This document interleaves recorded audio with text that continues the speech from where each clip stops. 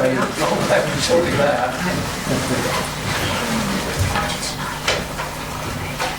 everyone, welcome to the Strategy Group meeting this evening. First item tonight, the sign up the minutes of the meeting held on the 14th of January as a correct record. Are you happy to do that committee?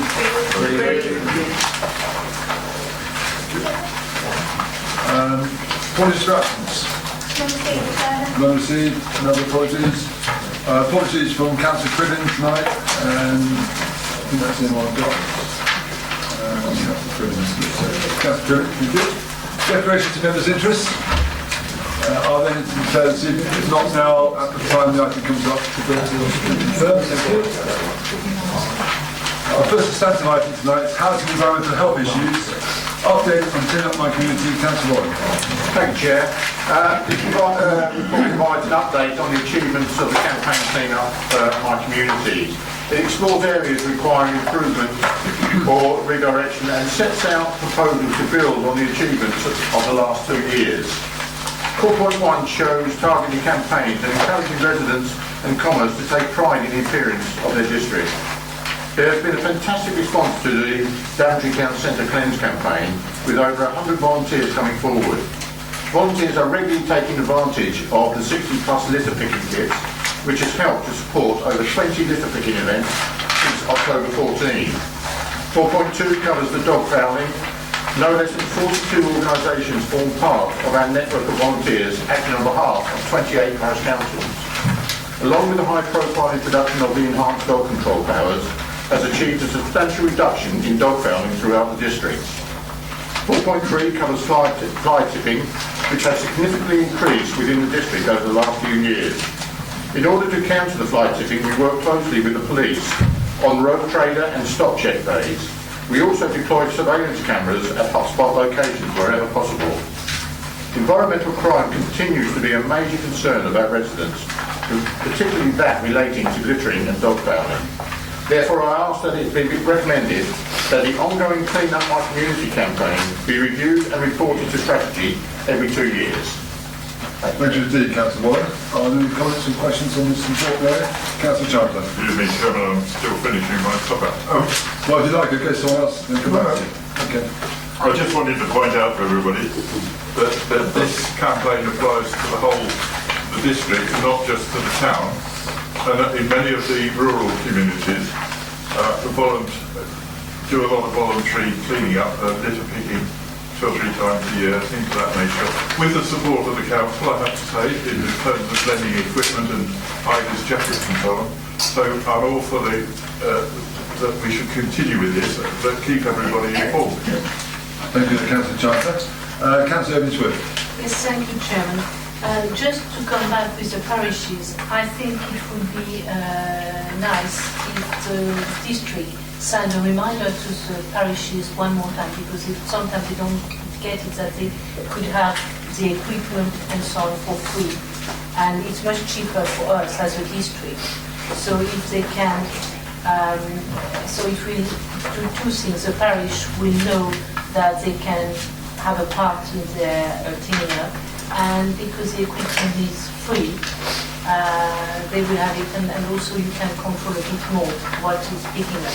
And speaking about fly tipping, it is something of interest in my role, because when I look at the report, in the summer, on average, and you can check, I report 10 fly tipping a month, just in one lane in the district. Thank you for that, Councillor Swift. I think the point about reminding parishes seems to be covered by Councillor Warren later. Councillor Lomax. Thank you for allowing me to speak, Chairman. I agree with what Councillor Chandler has said about the effort we should put in the rural areas, and many villages do indeed have regular litter picks. What concerns me is that, in fact, while things may be getting better in certain places, in certain ways, we still have an enormous problem as far as trunk roads are concerned and verges on trunk roads.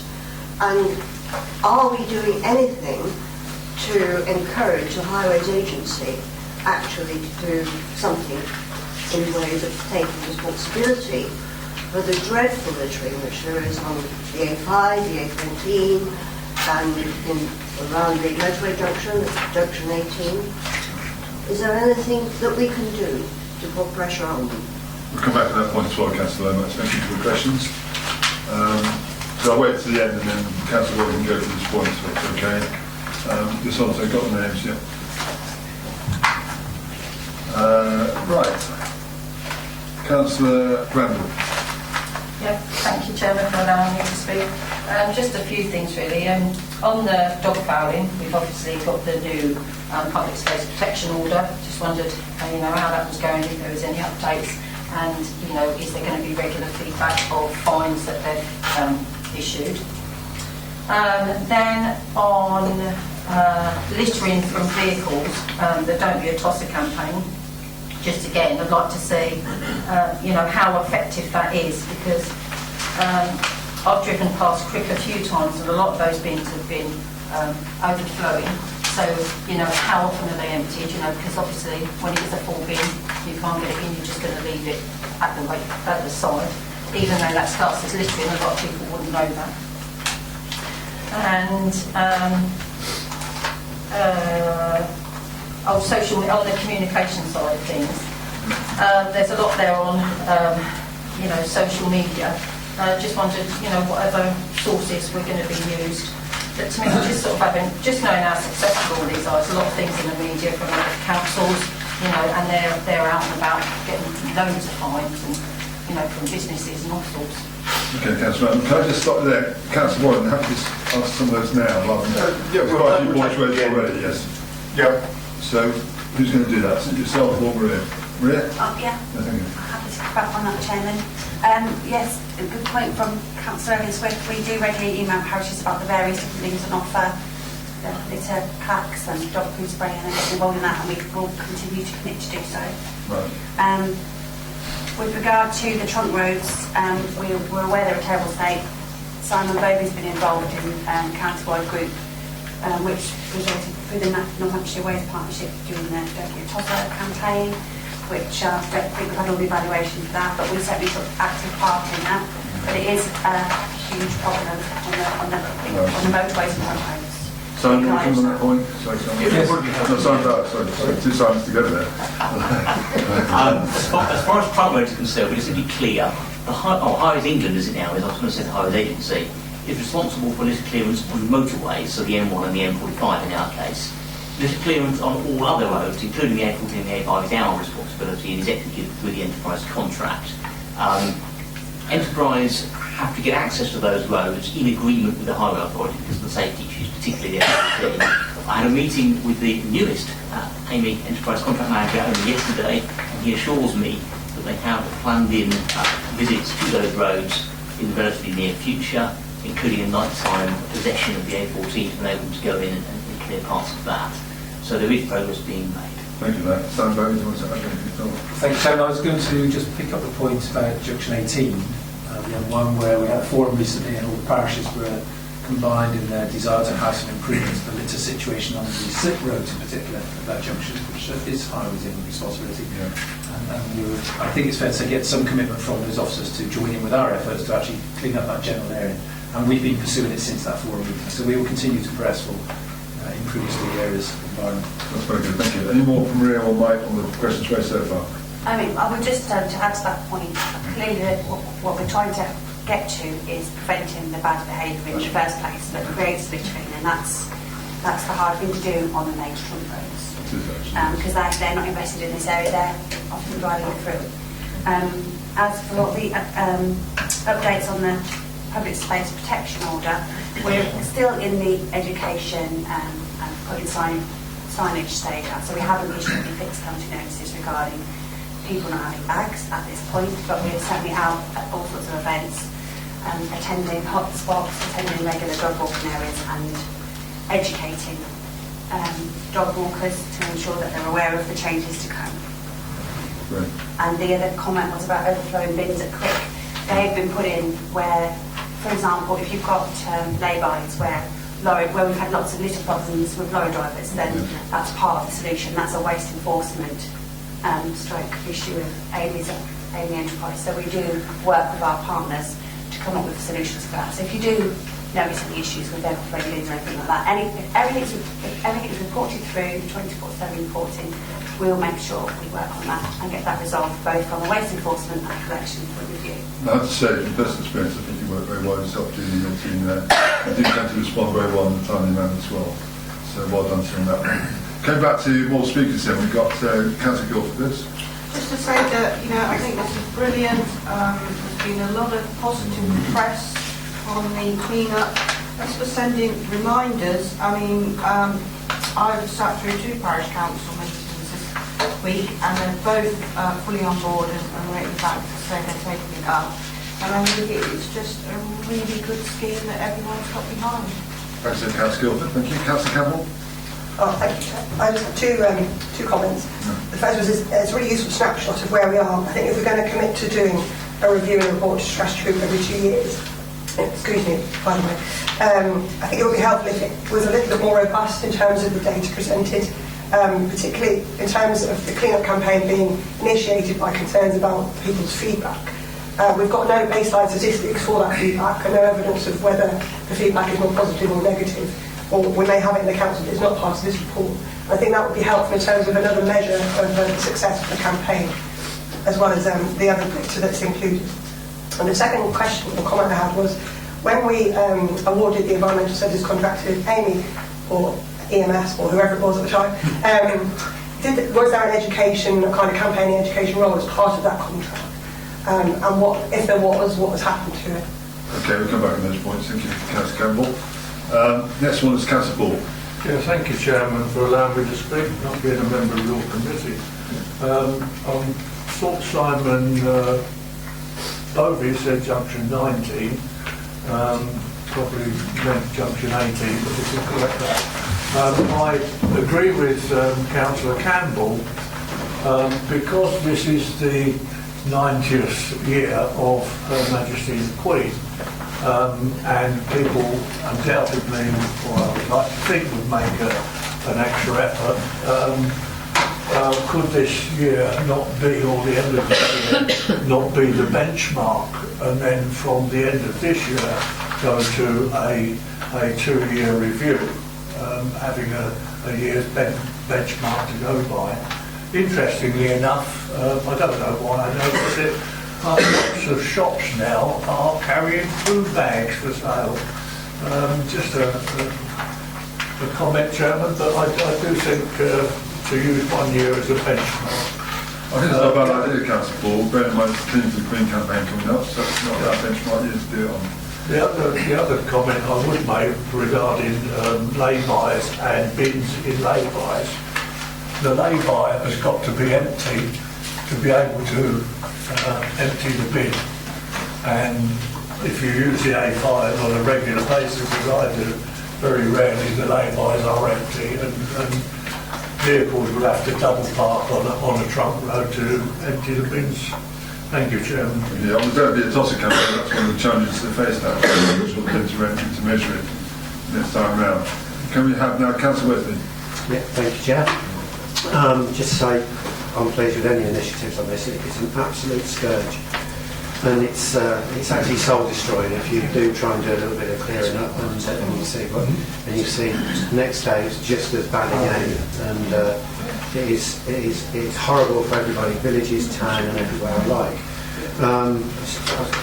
I commend the activities, but I just think we could perhaps be looking at doing more in terms of information. I mean, just as an example, I don't think people realise they can throw their dog poo away in normal bins. I go out and have a look, and I find piles of bags at the side of bins and all around them, as if by magic something they're going to get picked up and thrown away into a receptacle. Why people balance them on ledges and hang them on trees near a bin, I just do not understand. But I do think it would be helpful if we actually put that, throw it in here, please. And perhaps some more abrupt messaging, like don't be a tosser, but putting that everywhere on the bins. You know, it's so annoying to see people throwing rubbish right by our litter bins across everywhere, let alone people throwing it out the door. And I think we should really be looking at being harsher and actually a little bit more rude to people, possibly, in terms of our messaging. So name for a new campaign, throw it in here, please. Yes. Okay. We'll come back to that point, Mark. Next one is Councillor Organ. Yeah, thank you for allowing me to speak. It's just, I think the strategy's right. There's a number of different elements to it, the education, the information. I would like, personally, as I went through, to have more information on enforcement with regard to the different categories. You know, litter from vehicles, wonderful, 63 offenders, fixed penalties last year. It gives you a little bit of information on that particular, but the rest of them, I understand the dog fouling one, it's still in education. But it would be nice to know how the enforcement is getting on in each area for additional information. And just one other point, you know, I pick up litter 3 times a month around my village. It's about all of its own responsibility. And I just encourage us all to get out there and to do our bit on a personal note. Thank you, Chair. Thank you. I think actually, Richard, if the areas are kept well, people tend to keep them better. If rubbish is around, people don't care so much. Thank you. Next one I've got is Councillor Liz Griffin. Thank you, Chair. I try not to be bitter and twisted about this. I do appreciate this report and all the effort that's going in. This is an industry, clearing up after people. It costs us hundreds of thousands of pounds. I've been a councillor for 17 years, and litter has always been one of the major concerns about residents all over those years. So what we're doing is we're rushing about, we're trying to keep our country clean and pleasant, and because of irresponsible people, hundreds of thousands of pounds are literally just going down the drain. And we go to all these efforts to try and improve things. I don't know what the answer is, but it's so long, ongoing, and it never seems to get any better, and it's very depressing. I'm sorry to be a bit twisted, but I do feel a bit twisted about this. I'm a grumpy old woman. You just feel frustrated, actually. You feel frustrated in this, because it's his responsibility for us. Councillor Howard. Thanks, Chair. When this campaign first started, I was actually in favour of having more dog bins around the district and the town. But talking recently, while I've been out dog walking, a lot of the people where I walk are saying, let's remove all of them and let's use the existing bins. Now they realise that they can use the existing bins and just put a sticker on there saying you can put your dog waste inside, pick it up and put it in the bin. And then we wouldn't need extra dog bins all over the place. So it would say. I think that the officer can come back to that point actually. Wayne. Thank you for that. Councillor Cecilia Litchfield. Yes, Secretary. Speaking about lay-by and on the A508, we have a lot of litter because the truck driver sleep there at night. So the next morning they let your rubbish. By law now they have a black box, but we should maybe write to the MP or write to Parliament, because it's cheaper for the truck driver to stay in their cab at night on lay-by, drop their rubbish the next morning, and they save £20 because they don't go to a truck. So all the rubbish, or a lot, I mean, on our continent we have bottles full of you know what from a truck driver that throws them in the ditches. So I think we should write to our MP to change the law to make sure that the lorry driver have to stay in the park and at night, so like that we will not have rubbish on the lay-by. Thank you. I think it's a point we go to the Waste Partnership actually, because that's across the whole county then and see there's a collective view on that. Yes. But, sorry, Councillor Porter, quickly. I'm part of an A5 group, and one of the things that will be coming up in the next meeting will be the issue of lorry parks. Yes. Yeah. It's interesting that at Magna Park they're going to build a lorry park into Magna Park to keep the vehicles off the A5.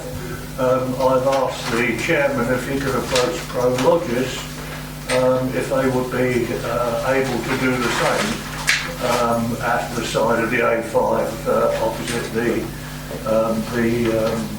BT site.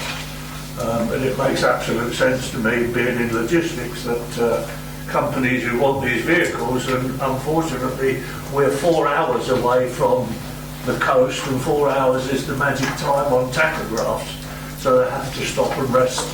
And we're also one of the prime areas for crime with vehicles. So I think as a district council, we should encourage more developers to bring transport HGV stops into our district. We've had one on the planning board for several years.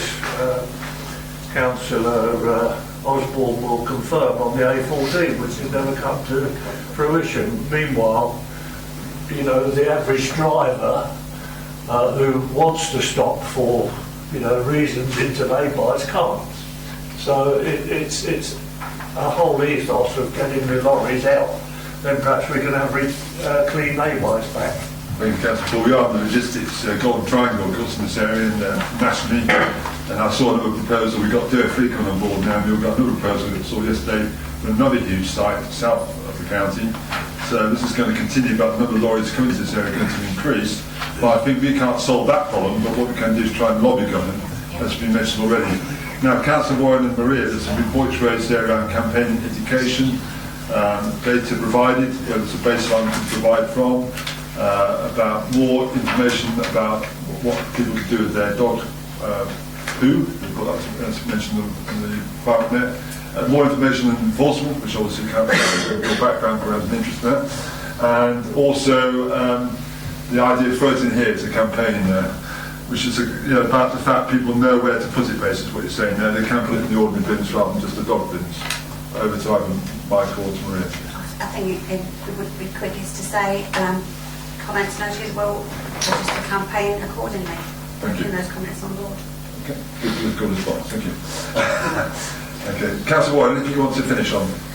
It's just that, you know, the campaign as far as the bins are concerned, there are stickers going on all the bins, and they are being told that they can put the poo bags in. They're the poo fairy stickers. That's it. Yeah. Very catchy. Thank you, Councillor Warren. Are you happy to set the recommendation? Thank you. Next item, the strategic risk report, which you have a copy of in your papers there. I wasn't proposing to go through this line by line. Tony's obviously produced the paper. Are there any questions or anything you want to discuss with the witness? This is purely to notify what the risks are and what we're trying to do to mitigate those risks. Are there any questions from committee members? Are you happy to note it and said that this particular risk should be adopted? Councillor Omer. Just a question, Tony, if I may. And thank you for allowing me to speak. Page 1 of the register, item 2, in red at the bottom of the mitigation actions in place. I just wondered whether in fact there is any monitoring already in place routinely, and would there be any resource limitations? Okay, Tony. We continually monitor what's happening through our contacts with other organisations as part of the networking that we do, and we review reports coming from those organisations. So there's no additional staff resources going into that. Thank you, Chair. Thank you for that. Thanks for that confirmation, Tony. Any other questions? Are you happy to adopt this register as it stands?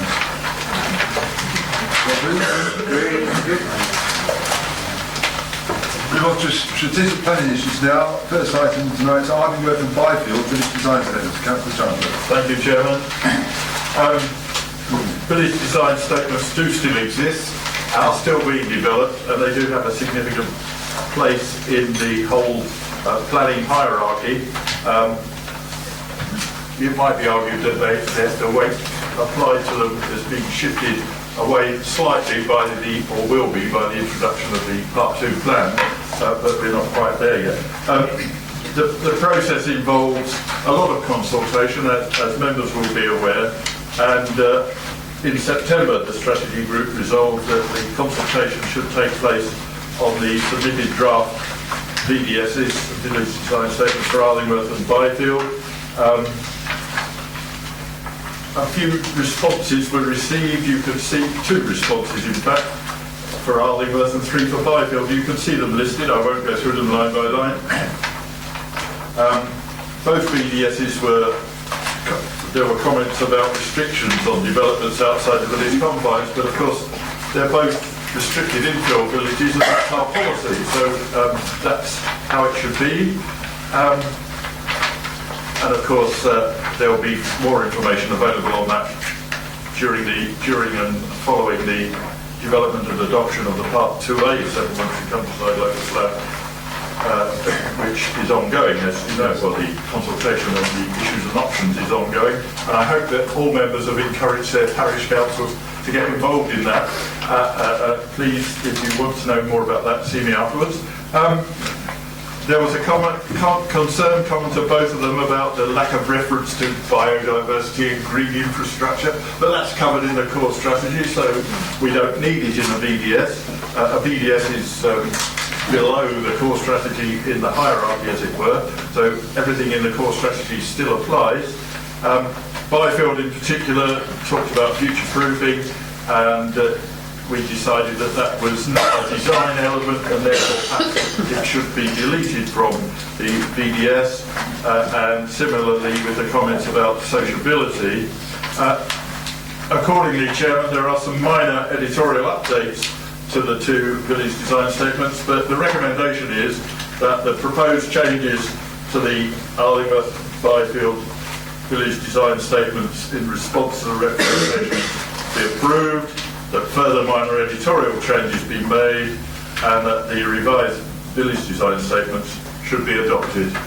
That's all I have to say, Chairman. Thank you very much, Councillor Chandler. Any questions? Councillor Swift. Yes, just to mention, Ardingworth, it took me 4 years to try to convince the village, so I'm very pleased that it's in front of us.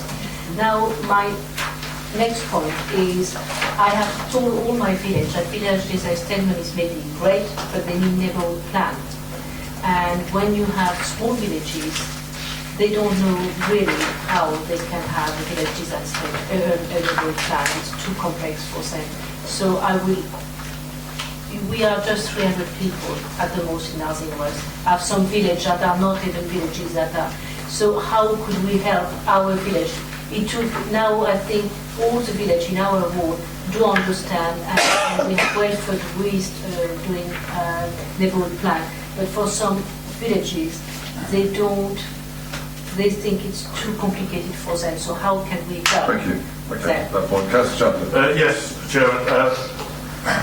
If you study the consultation papers on the Part 2A local plan, Chairman, we are asking villages, and I think I know the answer from the ones that have just been mentioned, whether or not they think it would be a good idea to have an annex available for a parish that didn't want to develop a neighbourhood plan but wanted to list some certain interest, that could be included in the Part 2 plan. So that's what we're doing. So that's the message to pass back, please. Thank you, Mr. D. Thank you. Thank you so much. Committee, are you happy to accept the 3 recommendations? Thank you.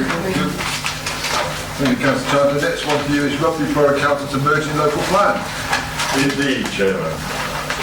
I'm trying to catch my breath. I'll explain why later. The first thing I want to draw your attention to is that this has to be a resolved item, Chairman, because of the timing associated with the need for this response to reach the Rugby Borough before we have a council meeting. Rugby Borough Council is obviously developing its preferred option document, or has developed it and has sent it around for consultation. This obviously follows previous work that they've done on public consultation on their emerging borough local plan. And we will notice, of course, that they have, in addition to everything else to consider, they have to consider the implications of the Coventry and Warwickshire SMART, the Strategic Housing Marketing Assessment, because they are being asked to make provision for some of the Coventry housing which there isn't room within Coventry. Well, that's their problem, it's not our problem, fortunately. And of course we can remind them that the duty to cooperate is not a duty to agree, so they can carry on working together on that. As a passing remark, I note that the officer-only response to the development strategy consultation was sent on a very auspicious date, the 19th of June 2014. I'll explain that later afterwards if you want me to. One point that I think that I would draw members' attention to is that it's probably the case that the document says that that the Rugby Borough Council intends to produce a separate Gypsies and Travellers site allocation plan, and of course their evidence base might need updating as a result of that. So you'll notice therefore that in our response we're saying that what they intend to do with the Gypsies, Travellers and Travelling Show people is as yet unclear, which I think we need to cover ourselves on that. We do need to make sure that we keep in touch and that our interests are fully represented. After all, we abut Rugby Borough, the A5, which is an interesting line on the map because it's not only the county boundary between Northamptonshire and Warwickshire, it's also the regional boundary between the Midlands and West Midlands, so a lot can go on over that boundary without people noticing because they think it's the other half. So we have to keep in close contact with them on that, and I propose that we should do that. Otherwise, I think that I would recommend, and remember this is a resolved item, that the overall spatial strategy set out within the document is supported. This is largely, as you might imagine, based on growth around the periphery of the town, and that we submit our responses as engaged. The other point I did want to make before my colleague from Kilsby mentions it is that there is mention in here that the southwestern, the proposed growth of Rugby on the southwestern side abuts some of us, and we've queried traffic problems, and they've said not a problem. You heard it here first. It's just not from Rugby or the... Rugby say it's not a problem. They seem to think that all the people who live there will want to go to Rugby and not anywhere else. We are obviously keeping an eye on that. Okay, thank you. We haven't expressed a view on that particular point. Well, we've noted that we've highlighted the fact that we note that they've mentioned it. I think, yes, here we are. The proposed site allocations and directions for growth for the urban area are supported, subject to the Southwest Rugby allocations not having a detrimental impact upon traffic levels within the villages located in the northwest of Daventry district. So we've pointed it out to them. Thank you, Steve. Councillor John, for highlighting that point. Councillor James. Yes, thank you, Chair. Sorry to be finicky, but there's a typo on page 55, and it's the third line from the bottom. This is in page 55, yeah? Yeah, I've got page 55. Councillor James. No, I thought we were on... It's not that paper yet. You're jumping ahead, sir. 45, is it, or 55? 55, sir. When we go to the next paper, Councillor James, can you come back to the next paper? Come back to page 45. You're 45, isn't it? That's where it says about the traffic. Sorry, Councillor.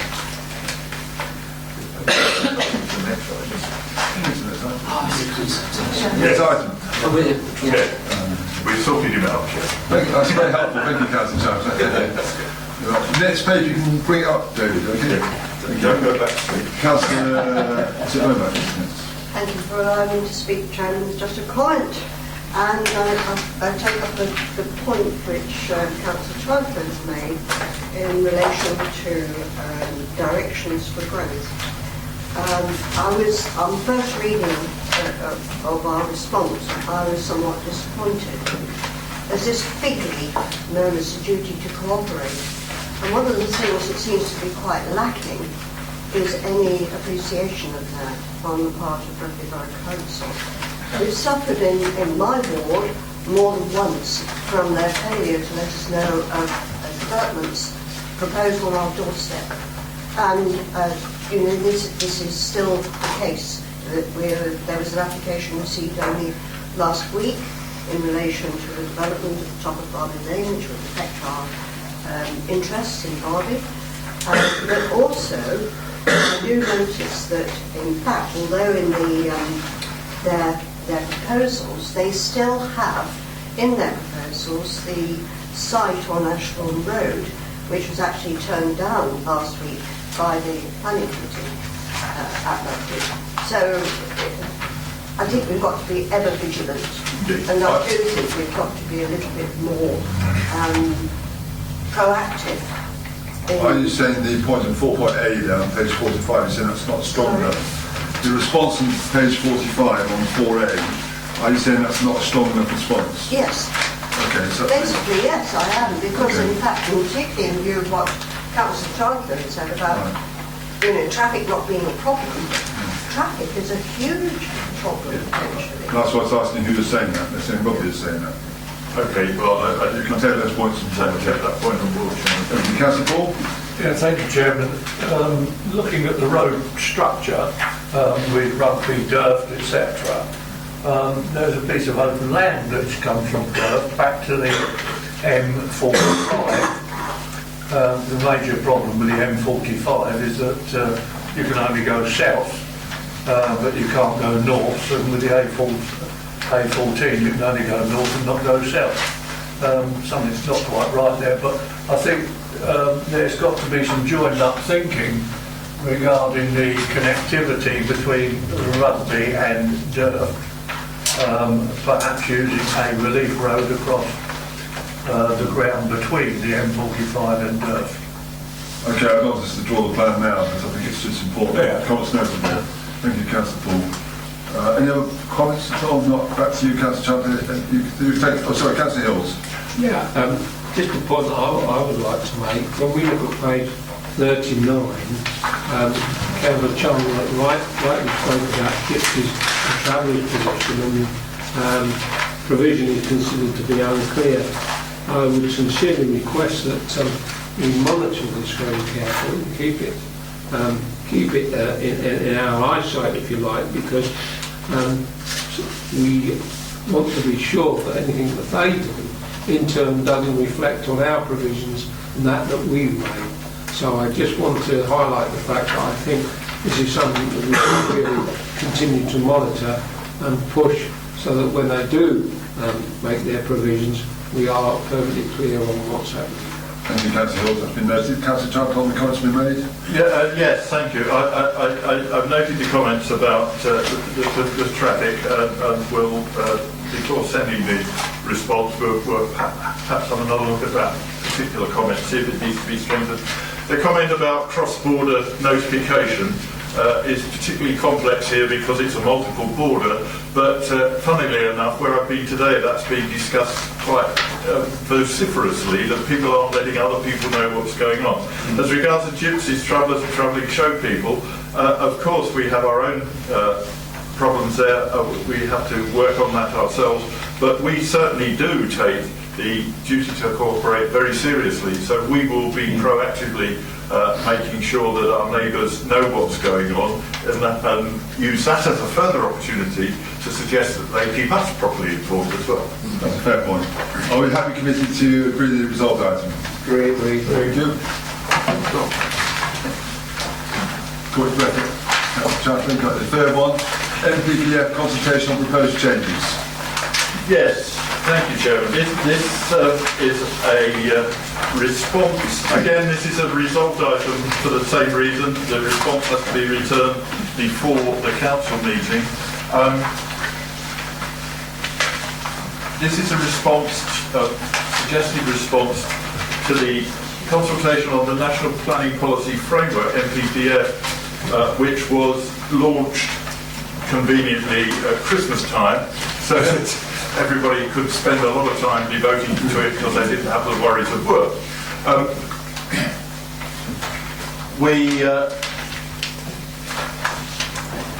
We have noted, as you'll see in the introduction, that because of the importance, observations about some aspects of the Housing and Planning Bill are also made in this part of the consultation response.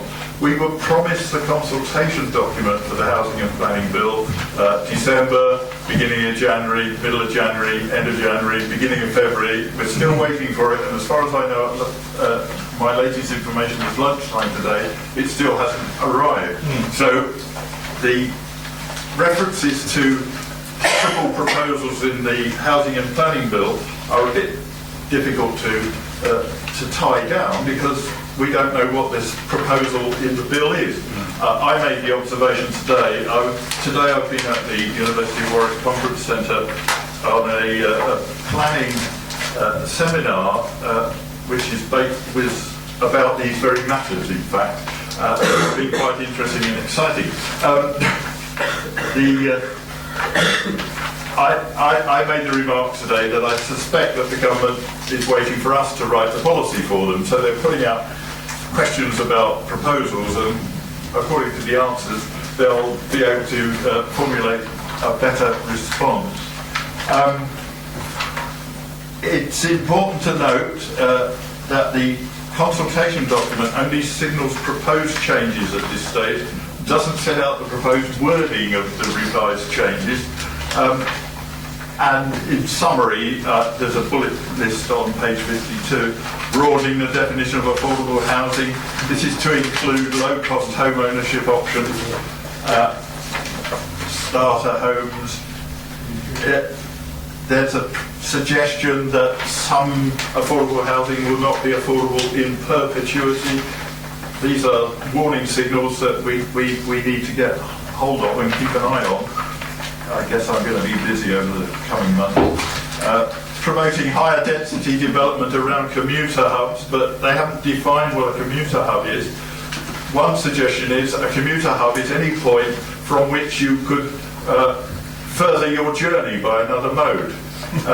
And the modes of transport include cycling. Now, in fact, there isn't a point on the land where you couldn't continue your journey on a bicycle, and so what do they really mean by a community hub, we're asking. Settlements in high growth areas, presumption in favour of brownfield land. There's things called PIPs, permission in principle. This is being discussed, but we don't know what they mean. We're flagging up that we don't like it because I used as an example, I've had some correspondence with the Minister on this, and I used as an example one of my parishes, Clay Coton, where there's an industrial site which has ceased operating as an industrial site. A developer has bought it and he wanted to build 25 houses on it. This is a hamlet of 17 houses, and it does seem sort of out of proportion. But again, I can't persuade the Minister to pin himself down yet on whether or not brownfield sites means all brownfield sites and it trumps all the other policies. I did get some clear indication today from Planning Advisory Service that thinking is that it doesn't trump all other policies, that they're talking about suitable brownfield sites, which is a nice word, and they're also saying that each local planning authority must choose which sites to put on its register, which is also interesting. But we do have to develop a register of such sites. They're talking about small sites policies that you might have to override conflicts in the local plan on small sites. They're proposing that small sites immediately adjacent to settlement boundaries should be supported if sustainable. Ensure that housing is delivered on land allocated in local plans. It's all very well to have a local plan. Quite a lot of places still don't have a local plan, but we do. I had that confirmed today. I was worried whether or not they might argue that we've only got a core strategy and that doesn't count as a local plan, but I was told today, yes it does. So we do have a local plan, which is good. But it's no good having a local plan that says we're going to build 4,000 houses on church fields. We want to know when you're going to build them. Well, of course we want to know that as well. So there are things to be teased out there. And release of land specifically for starter homes, including exception sites, brownfield sites and unused commercial units. Again, it's not clear there. They're talking about starter homes being available to a particular group of people. These are people who aren't earning too much. They're under 40, so that lets me out just. And I was speaking in hexadecimal. The purchaser of somebody who has never owned a home before and is under 40 will have the option to buy a starter home at a 20% discount. It's not clear exactly how that works. They still need to find a 5% deposit, so it's all a bit vague. There are difficult issues, but it's vague, and so we are trying to flag up that we're not necessarily desperately happy with everything because we're not quite clear how it will work. In our comments on the things that have been mentioned in the Housing and Planning Bill, there is something that is very unclear to everybody. They're suggesting a change in the way that planning is done, in that they're suggesting that a designated person might be nominated by an applicant instead of the local planning authority to process their application. But they haven't defined what process means, and they haven't defined what a designated person means. So the big issue there that is a bullet point in our document on page 53, the penultimate bullet point. This process is likely to undermine public confidence in the planning system and also the possibility of interfering with democracy. We say that because we don't know what they're planning to do.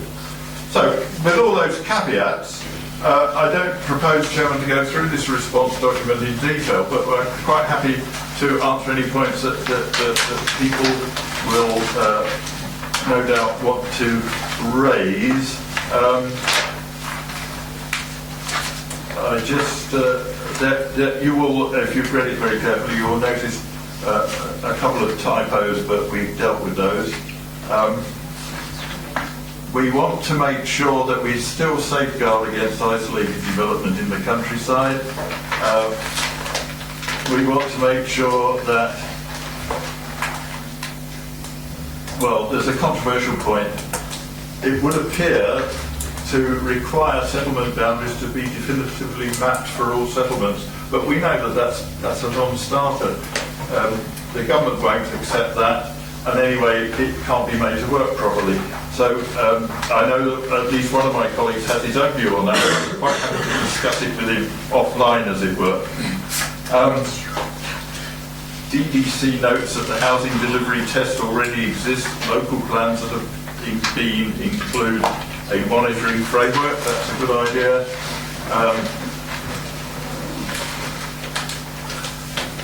Housing delivery is not being held up by the planning process. Now, this is a controversial point. I had a 1-hour lecture this afternoon from the spokesman for the House Builders Federation, and he said, oh yes, it is. So it's all very well to say you've got 500,000 permitted planning permissions that we're not building, but that's not because we don't want to build them. It's just that because people don't necessarily want to buy them. We need to be able to offer people a choice. So they came up with some funny examples, and I won't bore you with all that now, but it's clear that there are, shall I say, different views. There's a very challenging area, this. I think the point you made about the most important point of what you're saying now is the point about the designated person instead of local authority, which obviously would have some considerable concerns from a number of members, because obviously that would tend to be subverting the democratic process potentially. But before we get on to that, I think Councillor James just wants to clarify your one amendment was on page 55, is that right? Yes. Is it the third line from the bottom? Yes, where it says, therefore it is impossible. Yes, that's right. Yeah, well, that's one of the typos that we've dealt with. Thank you. Councillor Osborne. Yeah, I want to talk on the designated person, which I must say the response has been written absolutely as I would write it, being a member. So I don't know which officer did it. I don't know whether it's Maria or Pete. But it's on. Well, I'll tell you what, it's pretty damn good. It's the same way I feel about it. Can you imagine a situation when somebody wants planning permission and they go to their friend, they don't want to come to the local authority, they've got a friend they play golf with who happens to run a planning service. Can you do this for me? You only charge me sort of 100 quid, it's cheaper than the district council. He isn't going to recommend a refusal, is he? Because he's not going to get paid from his friend, is he? So he's going to get a proposal for acceptance that'll either be dealt with by an officer with delegated powers or come to the planning committee. And as it says in the report there, what confidence would the planning committee have? It has confidence, I expect it has confidence, I have confidence in its planning officers and the way they interpret national guidelines and everything. Would we have the same confidence in a person, a designated person? I don't know. I don't know that that's the way forward. I have flippantly said that in 10 years' time you'll be able to go and buy it at the post office planning permission anyway. But I just don't see how this could work. I really don't. One can criticise the planning system, and it gets criticised often by complaints and everything, but at least anybody can have an input to it. The people making the decisions are the members, have confidence in their officers, or otherwise, and I think they do have confidence in their officers.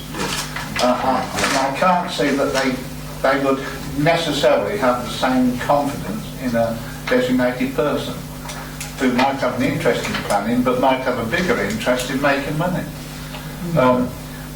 Local authorities have all recently, with major planning applications coming in, that they'll all sort of start up to what they need to do with planning applications, and now you employ all these staff, you do them all within time, and you're looked at by government, and now they're going to use a system where it'll take this away from them. It'll take this away from the people that you've just employed to do the work. That's number one. Number two, who's going to do, as it says in here, who's going to deal with the appeals? So you lose. So who will the local authority have to deal with it for no money? There's no thought of paying the local authority to deal with the appeals, and that can be costly. Who will get the costs levelled against them? The local authority, if they lose, or will it be the designated? I don't know who thought this up, but it must have been after 5 bottles of wine on a Saturday night, I should think. So you think the response is strong enough at that point, Councillor Osborne? Well, page 69. I think it's diplomatic. It's a diplomatic response, and I'm sure the person that wrote it knows what he's on about. I support what's being said. Well, I was just thinking actually, these planning officers might decide a new career to become designated people, and therefore charge whatever they want to charge to get permission through. That's dangerous, and you can get people actually create an industry out of this. And then the planning system goes out the window, and local democracy will suffer if people think they've got a backdoor route to getting planning permission. Well, I can see how it works in building control, Chairman, because that doesn't work. You don't have any recourse to members on building control, but I think that's completely different from the planning system. Okay, thanks for that. Right, thank you. Our next person is Councillor Paul.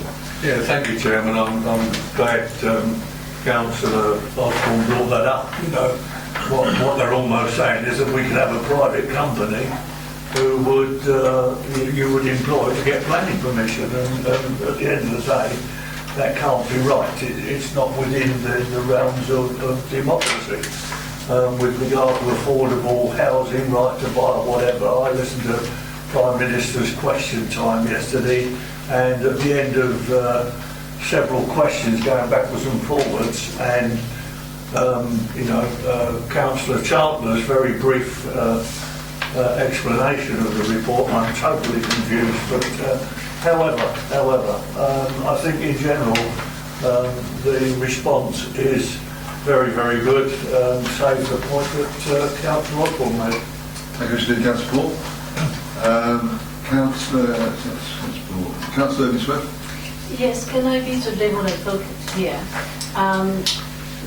The fundamental problem is that the planning committee, when we have problems, we are not like. So the government, the NPPF, everybody loved it, but we come to regret it sometimes because we cannot say exactly what is in NPPF. So the people, building control is already out. If people choose not to use the service of the district, they can choose building control, a private company, and nobody has complained about it, so far as I know. You can choose when you finish your house to have the council to give you the certificate or not. So for the public in large, if we are not a bit more specific, the public said maybe it's a good thing, it would cost us less money, and the local government will be lighter. We have to think about, well, I know we don't agree, but for the public, when they have to deal with planning, it's always when we have planning meeting here, and we see people, they always criticize us, or if we take a decision, or and I have been on planning for 4 years, if the government said, well, we don't need that anymore, a lot of people will not support whatever we think of democracy. People will be happy. That is my... Well, it's your view, Councillor Earnshaw. I don't think a lot of people agree with that, but in my experience, planning becomes very controversial. Yes. And we've seen that only last Wednesday, actually. Yes. Rest assured, I know about that. Actually, people get very upset, and therefore, the point about democracy is if you have an individual who's not accountable to the public, whereas we all are in this chamber who are councillors, then obviously the public have no chance of actually addressing that point, whereas we're held to account. So I think actually you might be talking from the applicant's point of view, but from the general public's point of view, I think people want that democratic process. And even then, as you say, people aren't always happy, or never happy actually, because there's always two sides to every application. Depending which way the outcome goes, you're going to get people not happy about it, and that's what I'm saying. So I think democracy is the best way, personally. But I agree, but for example, as I said discreetly, on if you want to have building control, a lot of people still go as a council, but I know some people who say we don't need it, we can have it cheaper somewhere else, and they are very happy. Okay, fine. So that is my point. Do you want to go back to that point, Councillor? Yeah, to go back to what was just said, I spoke to a planning consultant today and I said, what's your views on something like this? And you know what his views is? I'd rather deal with the council and the application take a little longer to be dealt with and to be dealt with properly than to have a system whereby it's rushed and it's fast and it's quick and you're going to have to spend more money on appeals and things. So I'd rather the council deal with the council and do it that way. Thank you. Thanks for that. Councillor Abigail Campbell. Thank you, Chair. I think I agree it's really good, or two really good and impressive and important responses. But I think we need to be prepared to continue the fight, because if the MPPF changes go through as planned and if housing and planning goes through as the draft is presented, we're going to see the death of social housing. We're going to see a massive enfeebling of the planning system, as we've discussed already. I think it does open the door to privatisation. Obviously, because there's no guarantee, is there, that local people will have any say at all if we do have these designated people who have no voice to agree or to disagree with the planning system. I also think it could undermine the whole principle of localism. It's like the final death of localism, and it would be profoundly depressing to all those people who are working on neighbourhood plans at the moment, or just embarking on them, even to see, that basically there's a carpet being pulled under them, I think, with both these proposed sets of changes. And I'm really pleased that the response to the proposed changes to the MPPF highlight the importance of security of tenure, and also I think highlight the government's unhealthy obsession with starter homes, as if that is going to be a cure-all to the housing crisis. So I think it has been went very well together. I was pleased to hear that you're waiting, Councillor Chandler, for the full consultation on the housing planning bill, because I was a bit concerned, although this is obviously the designated person thing is very important to the council, there are many, many other concerning issues in that housing and planning bill which affect all our residents profoundly. So I look forward to the opportunity that we can contribute to that consultation. Thank you, Steve. Councillor Campbell. Councillor Griffin.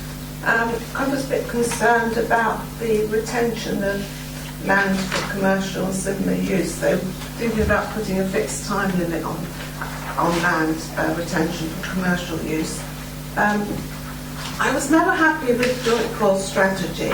I never felt, it's fine building all these houses, but I think employment is absolutely essential, and I never felt that joint course strategy allowed for sufficient employment for the number of homes that are being built. So this concerns me, that they perhaps hope that land which is suitable for commercial use, that has been used in that way in the past and can be in the future, that they want to say, well, you can only keep it for a year or so and then you've got to build homes on it. I'm concerned about this, but I think this report's been done very well. I hope DCLG appreciates the effort put into these responses, and I think it's done most of their work for them. But as I say, there still seems to be a squabble between housing and employment, and that does concern me. Thank you, Councillor. Back to you, Councillor Chandler. Oh, sorry, Yes. Councillor James. Sorry, my apologies. Yes, I'm on the right. Yeah, I read this through and I thought it was a good response to this, these proposed changes in the planning policy. I think the changes really are a recipe for contradictions and inconsistencies. If they're talking about allowing, say, designated persons to decide applications, are they going to be allowed to decide every application from a small little house or extension right up to Daventry Town Centre side, in which case they're going to have a problem with staff there, because one might think, well, that could be attractive to current planning officers. I don't think so. I think the cost of having a professional indemnity policy to cover you if you make recommendations for you and then somebody goes to court and gets it reversed are going to be quite numerous in those instances. So that's the other thing. And these contradictions, I mean, how does one decide whether you can do anything or not? Because there are so many things. There's local plans, there's the neighbourhood development plans, there's these things that you can do without any planning consent. It's getting very, very complicated and open to interpretation by different people. And that's exactly what you'll have. If you have, say, even a national panel of inspectors, you get these inconsistencies which will come about.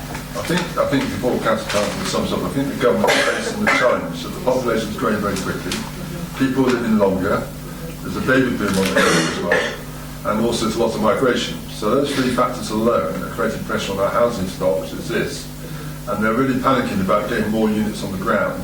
And I think the danger here is that unless we get it right, there could be all sorts of problems ahead, and I think that's why I worry a little bit about some of the ideas going forward.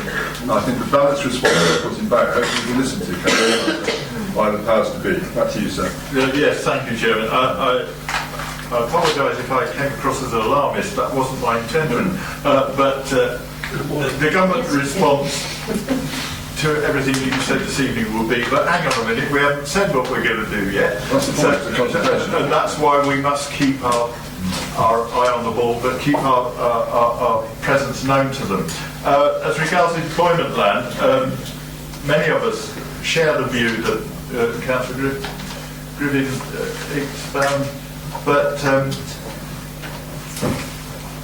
they haven't yet said that any employment land, the permitted development rights for converting offices, businesses into residential, does seem a bit like a panic response to a demand.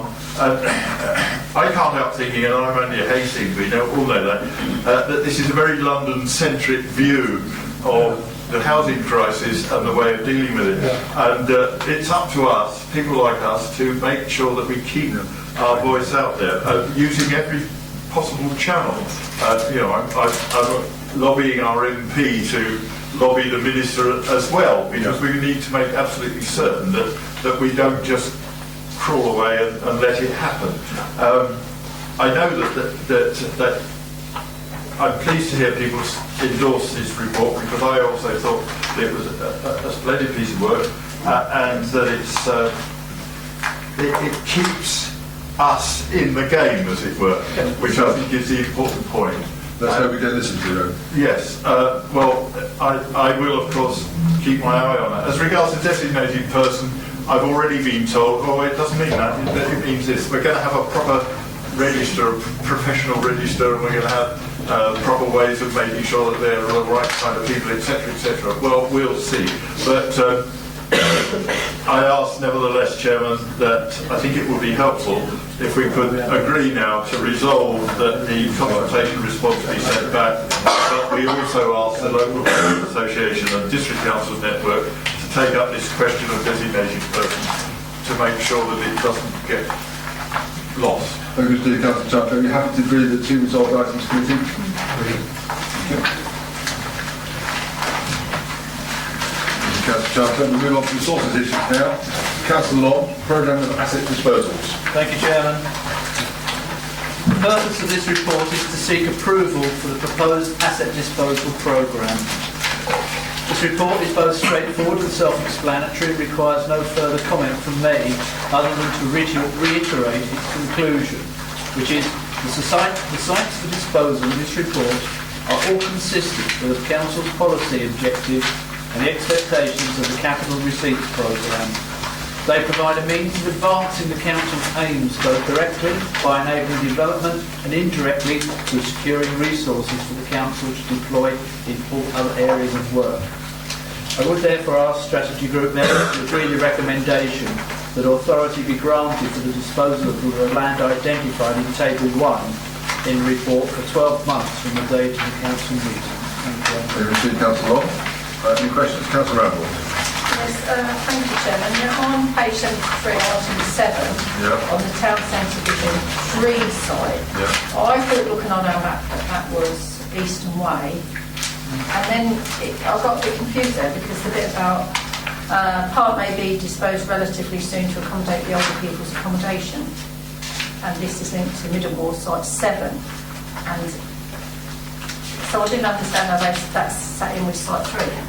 Okay, this is the Chairman, the proposed purchase of Middlemore Site 7 is extremely keen to deliver a range of old people's accommodation in Daventry. Part of the negotiations we have had has resulted in a proposal that we grant a preemption right on part of Site 3 for use of old people's accommodation as part of the deal with Middlemore Site 7. Essentially what that means is if the Council chooses to dispose of land on Site 3 for a period, perhaps 3 years from the date of the agreement, for that purpose, then the purchaser of Middlemore Site 7 has the right to match the best offer that we receive. So it's not an option, it doesn't give them a right to purchase the land, but it gives them a position if the Council chooses to pursue a disposal for that purpose.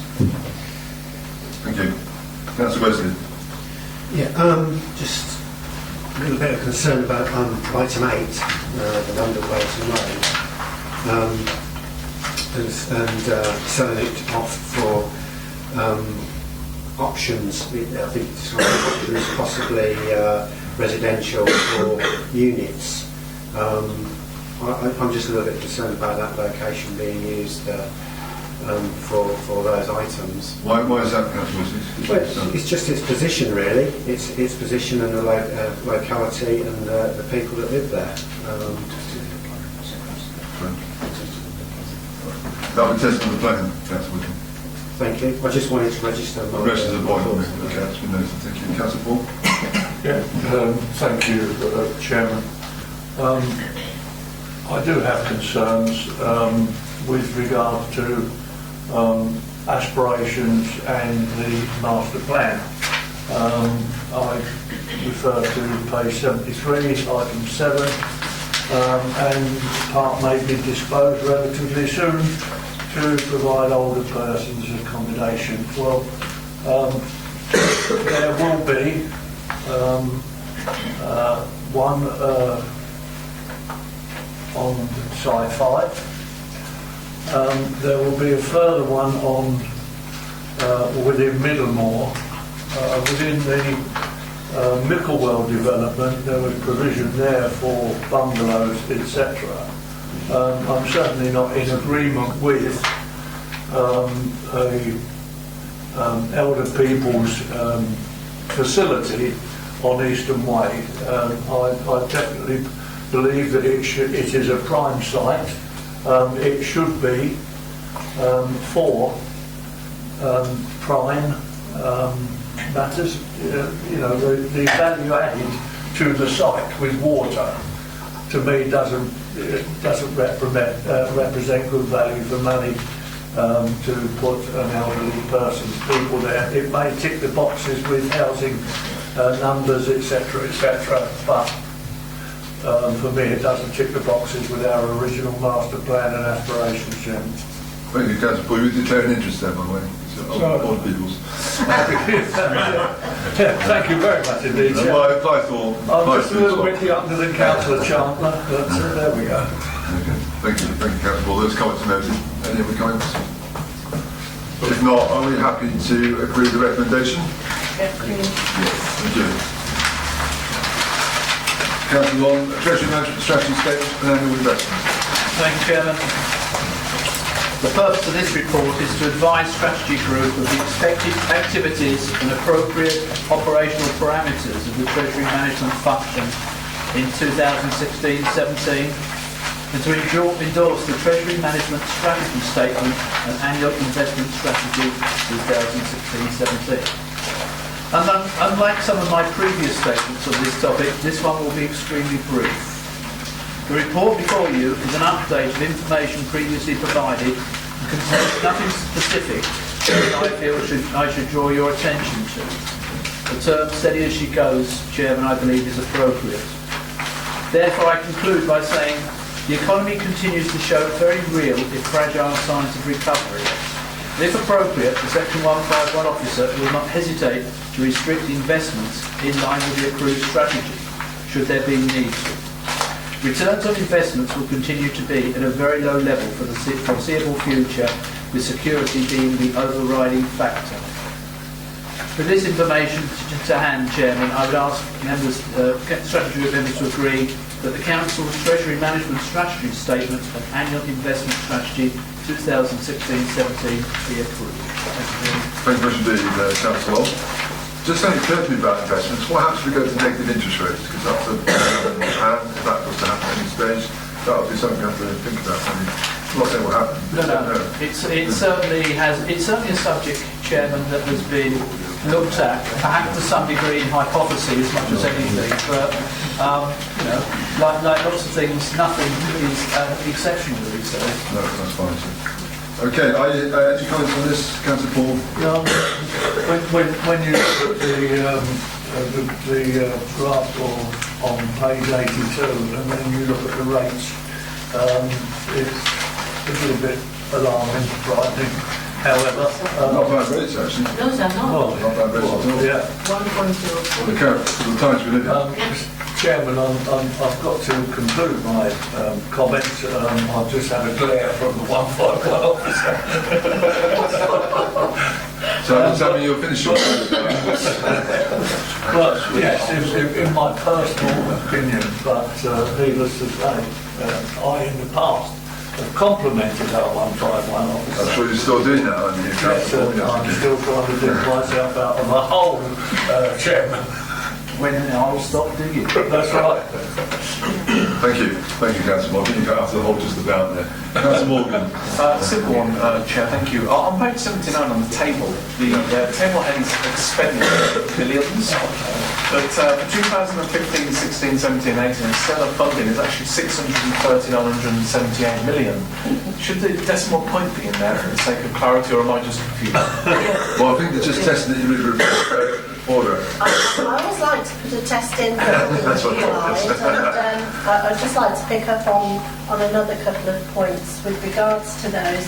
On page 82, the table in section 5.2 should also have full stops, not commas, because we are talking about millions and not billions, unfortunately. It's quite important, that order, isn't it?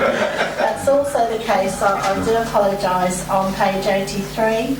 And the first box should also have stops, not commas. So that was thought before council. That's I was going to point that out, but I was too frightened. If you follow the table, it looks like 639, 178 million, and nothing persuades you otherwise, except having done some point. I think the point in the right place. Okay, thank you. All good for that confirmation. Are we happy therefore to accept the recommendation? Agree. 2016-17 capital revenue budget medium-term financial plan, Councillor Law. Thank you, Chairman. The purpose of this report is to inform members of the updated position concerning the draft 2016 and 17 capital and revenue budget to be recommended to Council on the 25th of February 2016. It's not my intention to go through this report in detail, as that information is contained within the papers before you, and I don't wish duplication. My intention is to provide you with an executive summary identifying matters of particular note and interest. As mentioned on my many occasions, the updated MTFP should not be viewed as a fixed plan or binding strategy, but as a risk management model with underlying assumptions and objectives that can and should be reviewed and revised in the light of changing circumstances and new information available. I would therefore briefly like to draw members' attention to a number of items. Firstly, the settlement funding. Draft settlement funding in 2016-17 is down by 16%, from 3.359 million to 2.818 million, a drop of 0.54 million. The MTFP assumed a reduction of 10% for 2016 and 17, amounting to 341,000, a difference of 200,000. Whilst they are only indicative figures for future years, the settlement funding shows further cuts of 14% for 2017-18, 9% in 2018-19, and 11% in 2019-20, compared to the MTFP, showing an annual 10% reduction. The percentage cut is approximately 10% worse than currently assumed over the life of the MTFP. In addition, the cuts are front-loaded and the total loss in funding amounts approximately to £1 million. The figures published by the settlement funding figures published earlier in this week, actually, I would have to say that there is at least a little bit of good news in that the Rural Service Delivery Grant has been increased from 20 million to 80.5 million in 2016-17. Unfortunately, not all of this comes to Daventry District Council. This means that our funding goes from £46,000 to £185,000 in an increase of £139,000. There is also an increase for 2017-18 from £80,000 to £149,000. All other years are in line with the provisional allocation announced in December. There are some transitional funds for those authorities whose RSGs dropped dramatically, and we've been awarded an enormous amount of £3,000 for 2016-17 and 17,018. So that's the good news. I'll go back to the bad news now. Our current financial strategy incorporates the following key... Sorry, I do beg your pardon, Chairman. I've gone one page too far forward. Government, in their figures released earlier this week, have allowed all bar 25 councils to increase council tax by a minimum of £5. Daventry falls into this category, being allowed to increase our council tax by this amount. Our current financial strategy incorporates the following key principles. Annual council tax increases to be set within government guidelines. The MTFP has therefore been updated to include a £5 council tax rise, which helps offset the higher than anticipated settlement funding cuts. The government's own example for DDC assumed that this will be the case, and indeed for a lot of those other authorities allowed so to do. Growth bid. I would draw members' attention to item 4.16 of your papers, which refer to the Rugby and Daventry Rainsbrook Crematorium. The papers before you clearly identify the situation here and should actually require no further comment. Prepared to take answers to questions if required. Environmental services. This subject is addressed at item 8 of tonight's agenda, so I will defer any further comment to that debate, Chairman. So therefore, to conclude, there are severe cuts in government funding over and above that previously assumed in the medium-term financial plan, not least of which is the 2/3 cut in new home bonus. There will be more and more reliance on locally raised taxation in order to bail out funding shortfalls and maintain service standards to an acceptable level. The current cuts alone to central government funding will bring challenges in order to produce a balanced budget in future. But any further cuts will inevitably lead to difficult decisions around the future service provision. With this information to hand, I would ask members of the strategy group to agree the following recommendation. 1. That the 2016-17 budget proposals be approved relating to A. The 2016-17 General Fund Revenue Budget, B.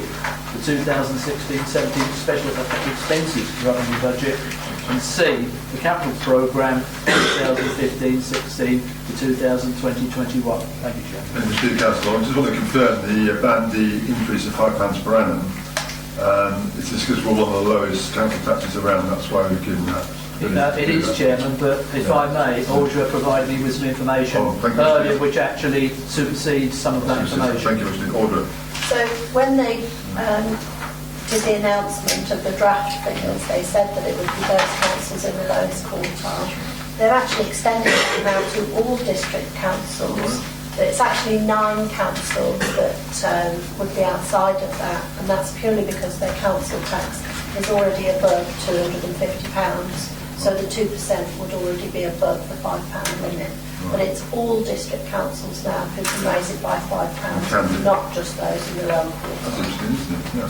So we offer very good value then, because we are in the lower quartile, so that makes a big difference.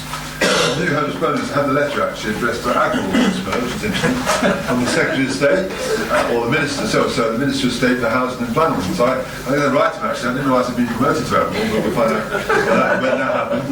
But basically saying there, the allocation for Daventry District on new Homes Bonus is 504,292. How does that fit in with our predictions and projections? As expected. As expected, thank you much indeed.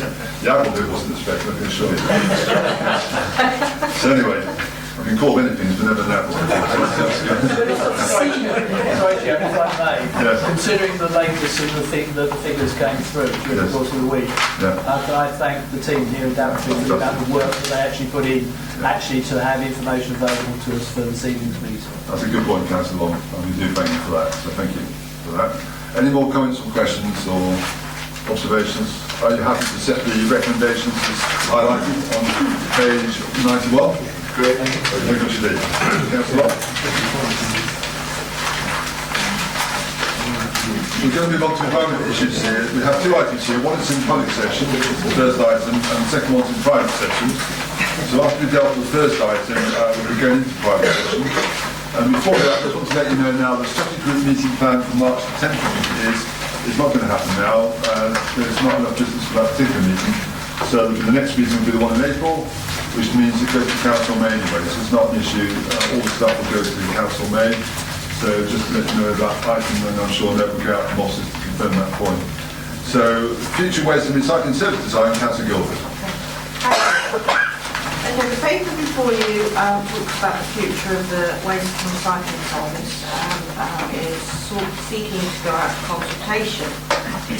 Now, we entered into contract in June 2011 and this is due to expire in June 2018. The waste and recycling service, as we know, is the most visible of the council, and a lot of people think they pay their council tax just to collect their waste. We also have a duty, as a council, a statutory duty to provide waste and recycling services. There are no specific requirements of how we do this, or as to the form or the frequency of collections. Now, the council currently provides these services as listed in 4.1, and I'm sure I don't need to go through how we currently provide the service because you all live within this.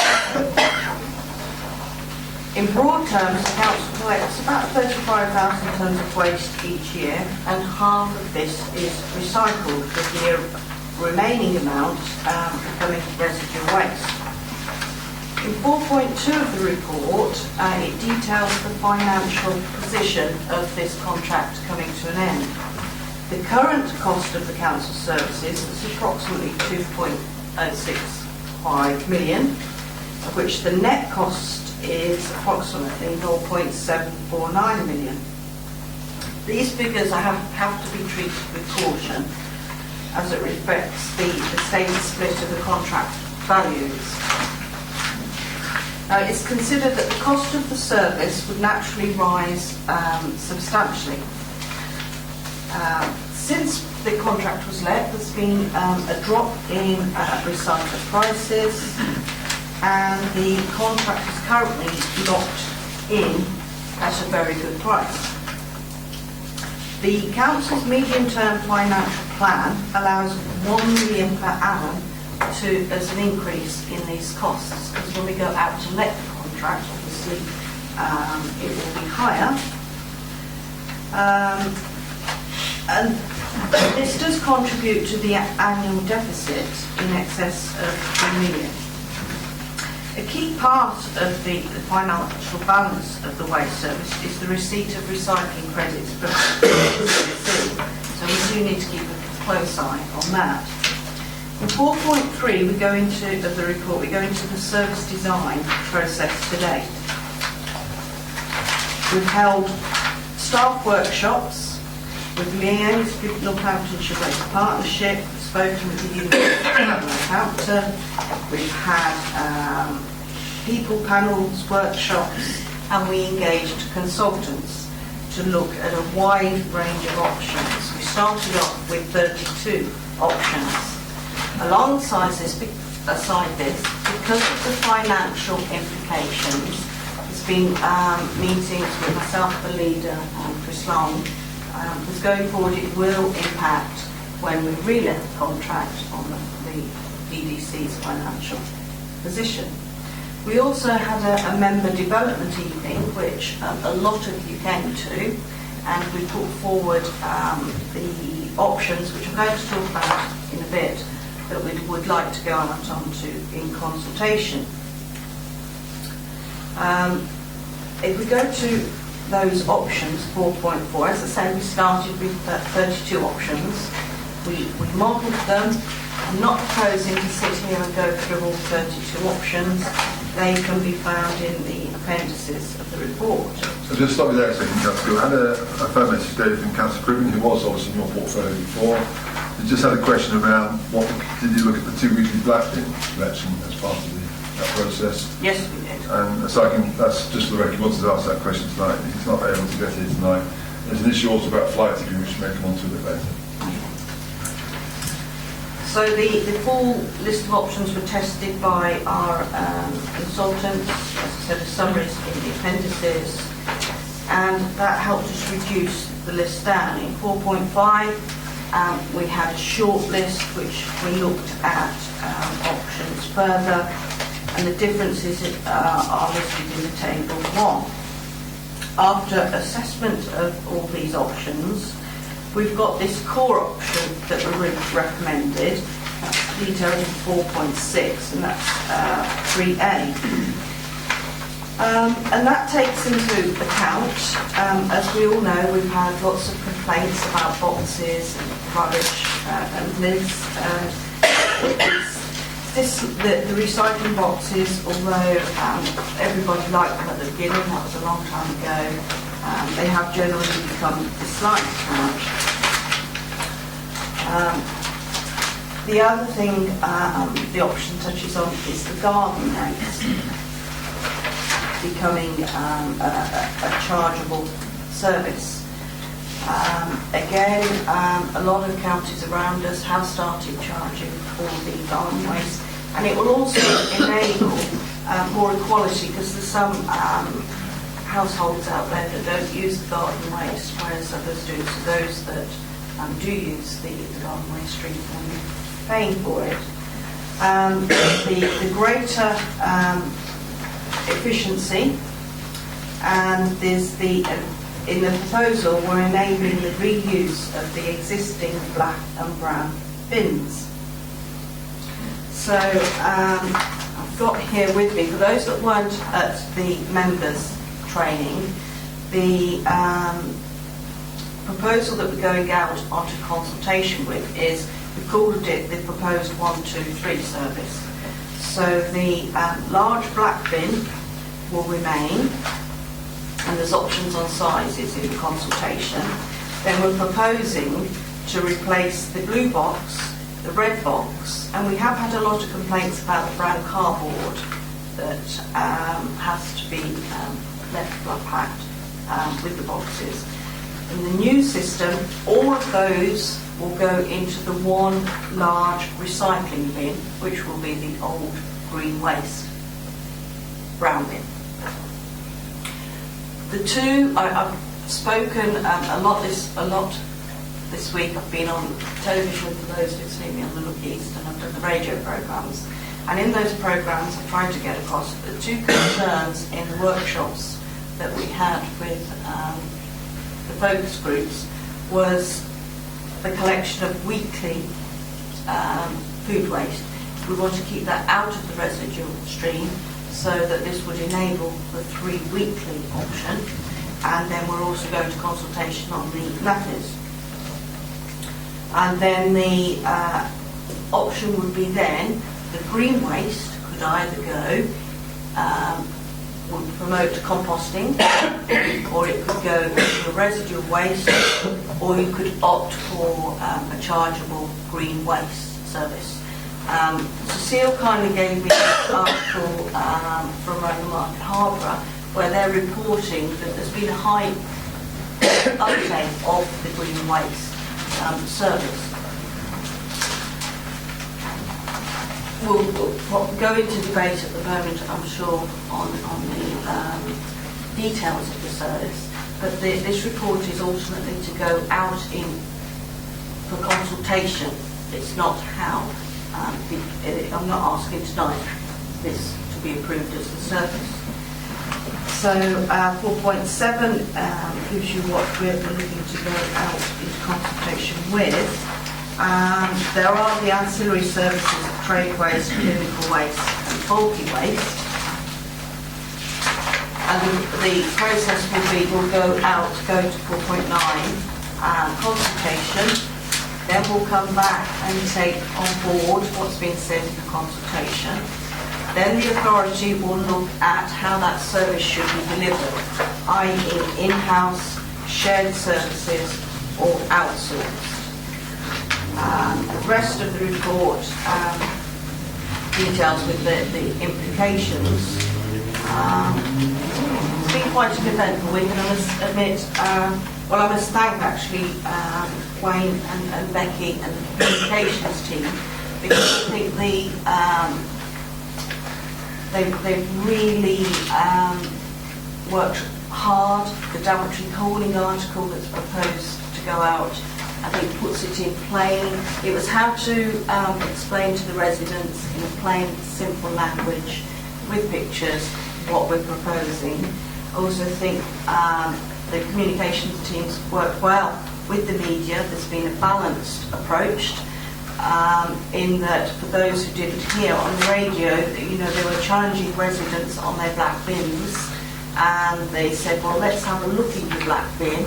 And suddenly when the reporter's asking to look in the black bin, they're saying, oh, well, there might be the odd thing that's slipped in there that should be in the recycling bin. The theme of this is that by supplying a bigger, larger recycling bin, the recycling will go up and the residue will go down. Thus, 3 weekly collection options for the residue waste is feasible. So, with that in mind, I'll open it for debate.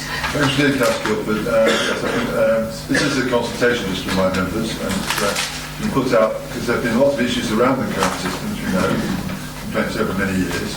And I think what you've tried to do for your team is to try and listen to those issues and address them on as we move forward.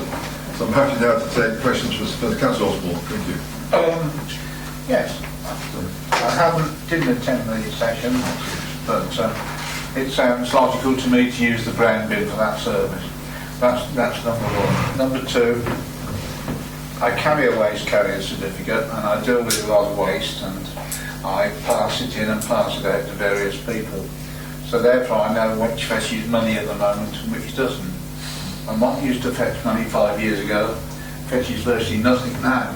And the highest priced piece of waste at the moment is cardboard, which amazes me. Under the old system you had to rip it up and put it in a particular box, and if it didn't go in the box, they didn't take it. I have to get rid of probably 30 or 40 boxes a week, the size that televisions come in. And yeah, I have to get rid of that and the polystyrene. Now, okay, my recycling people take it because they take other things that it would probably cost me money to get rid of. But that is the best bit at the moment. What are we doing? I know you said, I think you said that we can put cardboard in the brown bins, but the kind of cardboard I've got wouldn't go in a brown bin. But they won't take it separate. Yet that's the kind of cardboard that make money on. It's not these little bits. It takes a lot of bits to compress it into bales, but it doesn't take a lot of large cardboard boxes to compress into bales, and it does fetch money. I mean, I used to laugh at the fact that cardboard fetches money, but it does a lot more than metal and everything else. So I'd like to see a system where you could get rid of a lot more cardboard, and I'm sure a lot of other people would do as well. In your situation, it's a business rather than a small household. No, well, okay, I'm saying. I'm just trying to work out how households have those conditions. I can actually get rid of it, but if we can make money on it, why shouldn't we make? Well, that might simply talk about the next item on household waste recycling centres. One another one possibly. All right. But thanks for that, Steve. Councillor Organ. Yeah, thank you, Chair. Is there any models that are available to look at the feasibility of 3 weeks? And if there are, we've done that process. I think then it's just that communication strategy to inform the public that we need to make savings, we need to, and if it's possible, then that would be good to promote, to say, look, we've done the modelling, it does work, it is possible, and we're not adding any burdens to it. So actually improving the service, actually, Richard. Then you're improving the service as well. Actually. Yeah. That's fair. But I think that's a really good. In fact, this should be a good message. I saw the headlines in the local paper, which I think is outrageous. This should be celebrated, and we should be positive about it and not defensive. Thank you, Chair. Thank you for that, Richard. Councillor Randall. Yes, thank you, Chairman. I did see the clip on Look East, and I was quite horrified because I don't know if the rest of you saw it, but actually what happened was the red bin and the blue bin got tipped into the black bin and got tipped into the back of the wagon, which means it went to landfill and not recycling, and that was televised. And at a time when we're promoting that we actually want to do this because we want to increase recycling, it was shocking. Actually, I just couldn't believe what I was seeing. So that's, and you can't look at it now because it's no longer visible. But obviously, well, that Councillor Gilbert on that one. Councillor Gilbert has seen that. I just wanted to ask, what were the sizes in litrage of our recycling boxes now? Because I'm just thinking that it does say in here that it will go into a 240 litre bin, and we were talking about the box fitting inside, but it does say plus a 55 litre for glass. Now if that sits inside that bin, that then reduces that bin to 185 litre bin, which makes it a small bin. And a lot of people have 3 and 4 recycling boxes, and if that's emptied fortnightly, they're not going to fit that in that bin. Obviously, the food waste will continue. That's really good. Another thing is, you said about nappies, but not really. I don't know if that's going to be a charge, but also sanitary wear as well. That's got to be looked at in the same way as nappies have got to be looked at. And education. I just thought whether if you could have some sort of clear bin, so as people, because I can see a lot of comments have come on, and I haven't seen many positive comments about 3-week bin. So actually looking at you know, even if you had like a clear frontage, so you could say, you know, sort of almost take somebody's rubbish and say, well, this is how it would slip down and this is how it would fit in, because there's going to need to be a lot of education out there, because people just, so many people just think it's not going to fit in. I mean, I use all my recycling, I always use my food caddy. I fill that to the top and have to put some of my, because all white vegetable peelings and things, and obviously I've only got a small garden, so I can't have a compost, and so I have to put a lot of my food waste does go into my black bin, and I don't know if I would be allowed to have food caddy bins. Okay, well, we'll come back. Do you want to take those points, Joe? Question rather about the TV and the... Yeah, okay. So one on the cardboard, as you rightly picked up, most households don't have lots of TV boxes each week. But we have seen since with the change in the service, you know, we used to have cardboard in the big bin, and it used to do very well in the big bin. Since it's gone to the boxes, I personally, now I can't substantiate this, but from looking, I can see that it's gone down. People don't put out as much cardboard as they used to. Yes, we've looked at other models, and Chris Long put us in contact with East Devon, who have also been supportive in the marketing campaign. And there is another district as well, which I can't remember the name of, but there are other models out there collecting free weekly. Tipped in the back of the wagon, I did see that on the TV, but I wasn't sure whether it was, you know, this does happen, that as they collect the boxes to enable it to be sorted back at depot, they'll collect the boxes, stick them in a bin. So I have to make further investigations as to whether that was sorted at site. Simon's nodding, so can he? Simon, it was sorted at site, but not back at base. We do have to see if this happens from time to time. What happens is they've only got the right number of curbside vehicles, the curbside store vehicles, to accommodate the contract. When one goes out of service, as would happen on that occasion, they end up commingling the waste, and then they take it back and they have an aim assessment facility where it's sorted. So it should all be fine, but we appreciate it doesn't look ideal for the public. But it's important that you get that message across, Councillor Randall, people ask you that question, because you heard the answer now. Well, I don't know if that's true, because I've just got this, well, just looking at, I'm just thinking that, looking at page 116, right down in the last paragraph, halfway through, it's got UK government identified that materials recycling facilities have difficulty separating waste paper from glass. So actually, if you've got a whole wagon full of plastic and tins and paper and cardboard, and you're going to say it's going to go back to the depot, somebody's going to sort it all out. I would like to see that. I would like to see a whole wagon. I really would like. If I can just come back on that, because we did, if you remember, years ago, 10 years ago, we did have a sorting site at Contract House, and we literally had a conveyor belt, and we literally had men sorting the waste, so it does get sorted. I can advise that we get lots of calls when people notice the recycling bins going in there. We have daily contact with Enterprise, and we are always able to confirm what grounds are affected by the occasional commingling. So whenever we get contact from members of the public, we're able to give them some comfort that it's not going to landfill, it is being recycled back to us, because we're given that information every morning. Thank you for that. I just hope, Councillor Randall, you respect the officers here, that they're telling you the truth rather than making stuff up. It's not the officers here. No. It's not them that are telling the truth. They could be fed that. That's what I'm saying. I would really like to see. I'd like to see a whole wagon actually sorted. That would be interesting for me to see. Okay. So it's not the officers here that I would disbelieve. It's what they may be fed that may. But I would. Well, Simon, can I just come back to this, please? Simon, do you want to just confirm this? Because you obviously, when it's concerned about the information you're getting, may not be correct. That's fine. And we understand that it's always possible that, in fact, we might try and mislead us. We live in the real world. But there are methods to check, and we have investigated a number of occasions. We know of one case over Christmas where they were actually caught throwing the food waste as well, and that was a crew misbehaving. That crew has been disciplined, the issue's been dealt with. Right.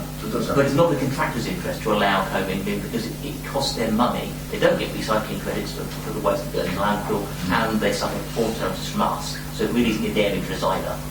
I think the key point here is you might get the odd incident where it does go wrong, but don't take that as the norm. That's the point. And I think the point is you should have confidence officers are checking this out. And as I said, if you find the odd occasion where things aren't right, that's noted and staff are not being the right thing.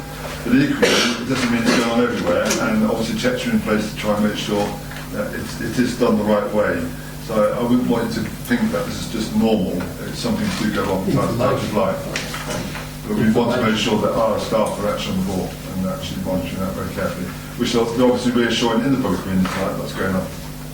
Thank you. Sorry, just got. No, well, I've got some information on this, Chair, I'd like to put forward if I may. I go back to when we had Contract House, and we used to have early morning meetings there with the staff. We also used to have schools visits, which had, we issued them with equipment, and so they were all perfectly covered, and we used to take them in there and watch them sorting and watch the rubbish being sorted. And I can assure you that at that stage, the lorries came in, they were sorted. And that was a fact, because I've seen it. Now, I'm not trying to con you or anything like that. That did happen. So in-house. It was happening when it was in-house.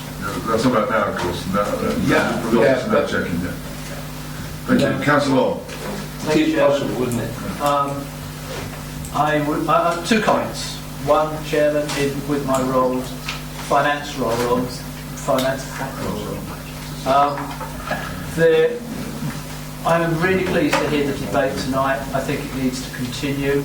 But the one point that I want to make in that financial role is doing nothing isn't an option. And I've been, as Joe said, I've been involved with this all the way through in the interest of the finance of the authority. I totally support what she's doing. But just make the point, doing nothing isn't an option. It can't be an option.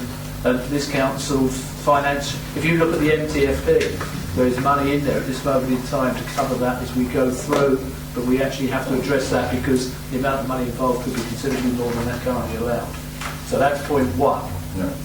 The second point, in respect both to what Joe said and also to answer Richard's question, I too have been at the university over the last few months. I was fortunate enough to get to know quite well my counterpart at East Devon District Council, a guy called Phil Twist. Now, East Devon I was asked to make a presentation to the group of people who I was with. And I decided that without disclosing any commercialisms, I discussed the subject of waste because it was topical. It was quite interesting, the number of councils there that had already gone over to the 3-week system. East Devon did this a year ago. They've got documented evidence of what's happened during the course of the last year. They're more than happy to share it with us. As Joe said, they've been very helpful in this instance. So, there is one particular instance, not too dissimilar to what we do, but they will show you the results of what's happened. But they actually record that they actually have had not that amount of difficulty during the course of that year swapping from one to the other, and there hasn't been that amount of public distress on it. Thanks, Steve, that Councillor Long. I think the key thing is always communication. So if we communicate well, there's a very good link actually, which has not happened in the public media yet, which I've seen, and I think it's absolutely brilliant for explaining to people in a very simple way. So when that comes out, I think people, when members see that, they realise there's some good communication tools coming forward to explain the changes. We've got some more speakers here. Councillor Charter. Thank you, Chairman. Two comments. One is a large operator probably has some quite sophisticated machinery for sorting recycler, and I believe that our current contract is with a large operator, but it's something to perhaps bear in mind for the future. Second comment I wanted to make was I met a man this afternoon who said that somebody in his patch had received a picture postcard from India from somebody who had found his name and address on a piece of recycled paper which was being processed in India. Does that go abroad? Well, I haven't had it myself, have you? No, okay. There's always a first time. Councillor Evans. Yes, as Councillor Long said, we have to do something. And it is important, but also I think we should have a when I went to school, and I think Abigail was with me, the children are very, very good at teaching their parents not to waste. What we have to do, and maybe we should just have a picture of the oceans in near Australia. You have an ocean full of plastic bottles, and it's the size of Australia, and it's not going to disappear. So I think what we should do is say, on top of we cannot afford to spend, otherwise we will be in dire strait, but also we have a moral duty for our children and our grandchildren not to throw rubbish, to be very economical with what we put in our bin. And that is a message we should put through and through. Yes, because in Europe, of course, some countries are far better than we are. Historically, we're not good on this, but we are trying to change that. The North Pantry Waste Partnership, of course, does actually fund the school education buses, which go around the schools. And that's been going on for many, many years to seal. And the children actually do come off charts in the main drive with us. And hopefully that does actually change behaviour at home. So the children come home to actually tell the parents what they learned. And if I may come back, when I live in Germany, we commingled. And I am talking 30 years ago, and I promise you the things were separated. And I think commingling is not a problem, providing the commingling sorted after that. No, thank you for that. Councillor Paul. Yeah, thank you, Chairman. There has got to be change. I don't think, with respect to Councillor Guildford, that the bin inside the bin, there are certain weeks when that bin doesn't have to be inside that bin. It can be taken out. So there are exceptions there, and as Councillor Guildford said, there are pretty pictures within the consultation that clearly show that could be the case. Perhaps if we have full bins, if we start being charged for bins, it would encourage the residents to lobby the retailers. Councillor Osborne has already said about how much cardboard he throws away, the polystyrene. Well, there is no need for polystyrene to be in there. It could be reconstituted cardboard that's actually inside those boxes. As for the food waste, Councillor Randall may have some influence. The misconception of the likes of Tesco's and others, where you buy one get one free, so invariably people will pick up the two items allegedly for the price of one, and then end up filling their food bin. So education will have to go a long way. But it should start with the schools, it should start with people lobbying and lobbying manufacturers and retailers to get rid of waste. Well, there's a very interesting debate going on, Colin, about the circular economy, where in the old days, of course, these build things to last. And what we do in the society we live in now is build things to last so long, and then people have to go out and buy the same item again. So it's trying to go back to the old way, but then when you do that, of course, you're going to hit business quite hard. So I'm not saying it's a very complex area, this, but I think the key thing is when waste is created, we're trying to dispose of it in the most economical and also environmentally friendly way, and reuse it for energy where we can, because energy use, of course, is also important. So there's lots of options here. It's a very complex thing to discuss tonight. I think tonight we're talking about just the future design of our waste collection system. There's more beyond this, of course. This is the first stage. So I think the points you're making are very valid. So thank you. I think people forget that waste can be a commodity, and I'm glad Councillor Ernie Swift brought up how they operate on the continent, because this chamber has heard me moaning time and time again that when I come back on a shuttle or a ferry, the disgusting state of our country as opposed to theirs. You have shared your European experience. I would disagree with that. Our country in England is so good. Well, I just want to say we have experience, we have had experiences you mentioned before, so thank you for that. So, Councillor Moore. Difficult to count over. Thank you very much. It's only a couple of things really. I think we have to focus on the objectives, don't we, which is really about removing the waste, controlling the costs, and maximising the recycling to meet our objectives and requirements. And I think this, the mainly proposed solution seems to achieve some of that. I think ultimately people have to change their behaviours. In my life, we often use this phrase, there is no away, when people think about throwing away. You've got to even get away from this concept. And even actually, Councillor, you were talking about the circular economy, there's even British standards being developed around that, and international standards at the moment, because it really is a feature of modern business. There's a couple of extra things in here really though. One, by the way, sorry to be Mr. Pedant tonight, but in the document itself, the numbering system isn't entirely logical, and I just wanted to point that out in case there's any reference in which what's that, sorry, is a module. So page 118 says 4.7 risks, and then page 119, 4.7 is consultation. I just want to check it out. You've done it well. Pass the test. 4.7. Thank you. You're putting tests in today for us. But because there is a point where it says on 118, see 4.7 below, you don't know which 4.7 to refer to. So that's my point. I think, going back to Councillor Randall's point, I think we've heard this many times about the card not going in. I think if we can take out as many of those annoying features as possible, people should be more inclined to recycle anyway. It's not. There's nothing inherently difficult about recycling. In fact, I was in Waitrose earlier today, and there was a couple of our residents here eyeing up the front of the Daventry Express, getting very intrigued about it. And I had a discussion about what I understood of the proposals from our meeting, what I could talk about, and they were very engaged. I thought it was very interesting. I still don't think it was a particular idea. Even when I put to the concept of potentially charging the garden waste, they didn't seem to be that upset by that. So we went off fairly cheered, actually.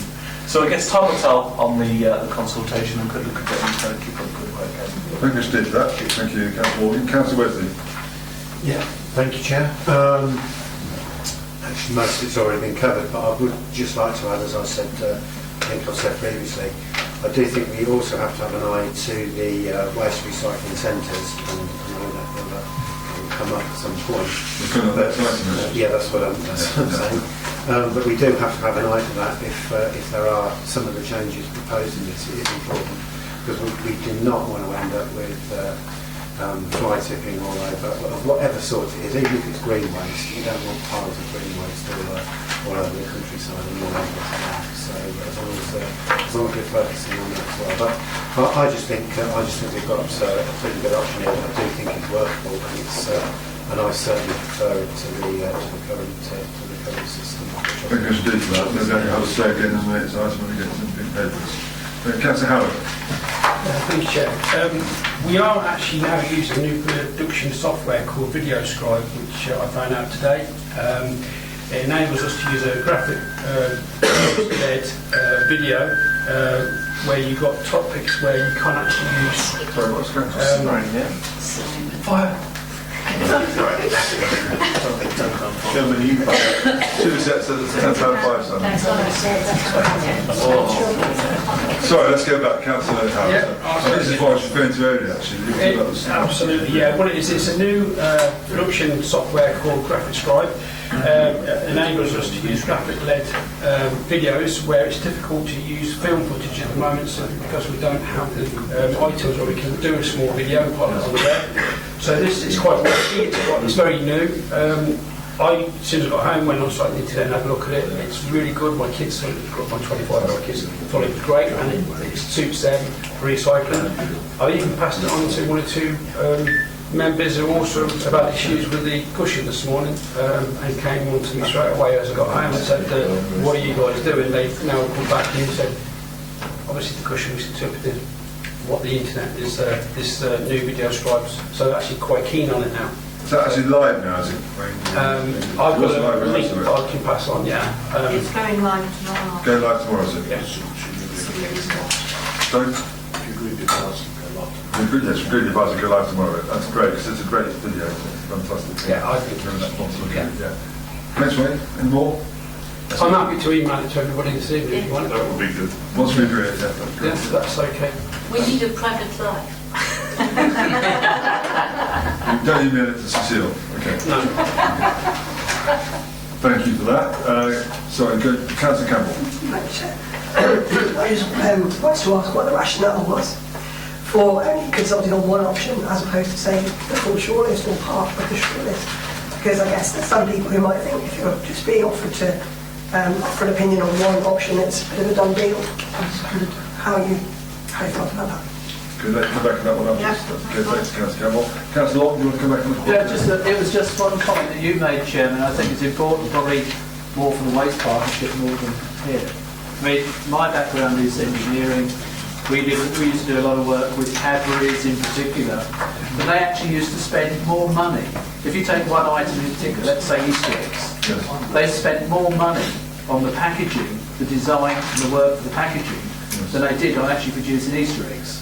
Right. So if you take that as one example, and then you look at McDonald's and you look at people like that, actually some of, I would have thought perhaps the efforts from the waste partnership could still go back into industry to actually deter the production of much of the packaging that there is there. Yes, we have actually, as the Waste Partnership, lobby government on this point about packaging nationally. There's lots of arguments about how long food will last for, of course, that's what they always throw back. They try and make things last as long as possible. And I think that's what industry will throw back. I was on the radio only last week about food waste, actually. It's amazing the amount of food waste wasted every year, thrown away. We're trying to get people to throw it away into the buckets or food waste collections, because obviously that means it can be reused for energy. But also the key point is to try and persuade people not to throw too much food waste away. So it's about how they spend money and how they buy food. Because we all do it. We all buy stuff we don't actually use at the end of the day. It's trying to minimise that one as well. It's very difficult. It's going to take a culture change. And I think the young people is where it starts. I don't know if you've got young children in college, where they learn at school, and they come home and tell you what to do when they get the school visit from the waste recycling boss. They come up from Charlton Mantra about recycling reuse and all the rest. So they actually learn at that age how important it is for them as a generation when they're growing up to actually dispose of waste differently to when we were young, maybe in our parents' at that stage. But it's all good stuff. How have you been, Julie? Because you've been involved in it very heavily about the whole the whole process. Anything you want to add at all? No, I think it's been covered quite. That's good. That's good. That's fine. I wasn't trying to put you on the spot, it's just in case. No, I can't think of anything that's not been said or raised. That's good. That's good. That's excellent. Right, are there any more points before Joe goes back on? Just picking up your point about getting the children to train their parents about food waste. Don't forget that some of us oldies lived through the post-war austerity. We also know about the waste of food. Okay, that's a good point. That's a good point. Okay. Right. Councillor Guildford, all the points have been raised. Okay, so there were a few points before we went back into the debate. So Councillor Randall was talking about the size of the boxes and the larger options. As part of the consultation process, we are going out to ask on the varying sizes. Yes, we're looking at sanitary ware as well as nappies, but we're looking at that. I think the clear bit is I quite like that idea, but it's about cost implications and reusing what we already have. But I'll take that forward. I think the link everyone's referred to is absolutely excellent. I would like to have shown it tonight, but it was talked out a bit. Yes, and I think it can be used in the future as well, in that, you can send it to schools and do that sort of link to educate the schools. So I think it can be used in the future. Other points, the options. We did the options via a process of elimination, really, because we modelled all these various services, and there was those that could get you way up in the recycling to 60% or over, but we simply couldn't afford them. And if you look at the graph that Simon very much likes, on page 125, that gave all the options which brought us back to this option. Okay, sorry, Simon Bowles, not Simon Bowley. I'm dissociated, but I sound very... You want me, Chair? And it really was trying to balance the books, come up with an option that would improve our recycling. And once you took all the options outside of those elements, we weren't left with much. So we've gone out on the option that best suits the council, but how to deliver the option. So, therefore, ask the council to approve me going out to consultation. Thank you. I think the key point here, though, is we're doing it early. We're getting until June the 3rd, 2018. So here we are preparing well in advance. This is the first stage. There's going to be more stages to follow. So on that point, if there's a hand up, was it Connie Morgan very quickly? Yeah, sorry. Can I ask, actually, when we talk about the residual, the black waste, we think about, this is a mind trick really, if you call it non-recyclable, it's like a negative comment, which is a great way to think about it, I think. In my previous company, I actually implemented this, and we actually had recyclables, so that's positive, and non-recyclable. So in your mind, it starts to favour the recycling. That's a good point, because people throw recyclable stuff in the black bin all the time, and that's what we're trying to... It is, well, we're looking for a mindset, so recycling is the fundamental primary task, everything else is just what's left behind. Well, that's very helpful. Thank you for that comment, that's been noted, Joe, I think. Are we happy to agree the resolved item advice? Agreed. So on that basis, Caps, Howard, are you willing to put out the link tonight? Thank you, Steve. I hope everyone enjoys this year. It is very good. Okay, now we're going to private sessions. Any members of the public or press will have to leave the chamber now before we move on to the next paper.